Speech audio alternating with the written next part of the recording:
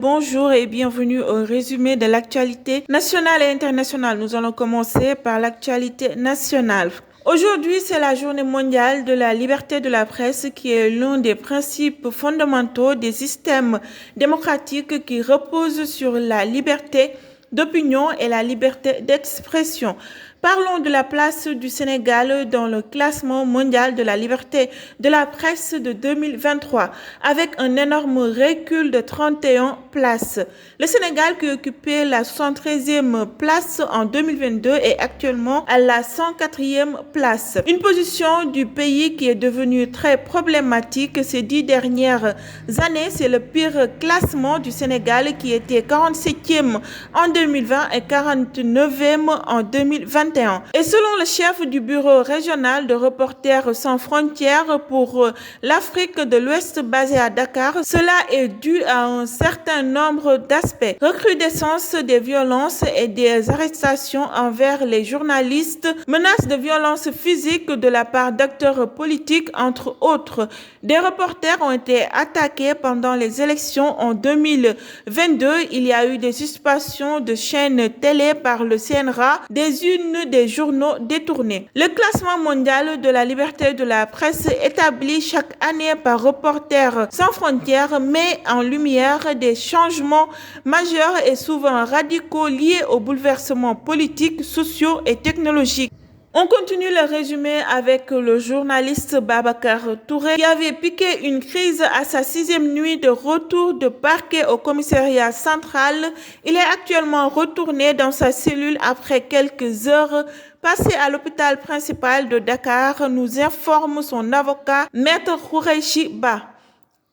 Amadou Ali Mbaye, le recteur de l'université Cheikh Anta Diop de Dakar, a reçu ce mardi Madame Gabriela Ramos, la sous-directrice générale de l'UNESCO en charge du programme des sciences humaines et sociales. Une rencontre qui a débouché sur la signature d'une convention qui embrasse des domaines tels que la recherche, l'aide à la décision, le renforcement des capacités, l'autonomisation des jeunes chercheurs et autres.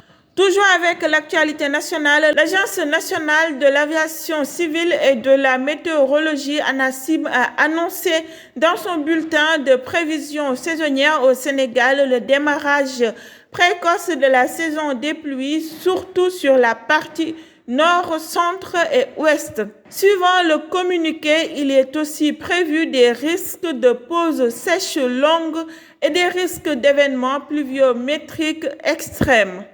À l'international, 12 Sénégalais vivant au Soudan ont été rapatriés ce mardi à Dakar.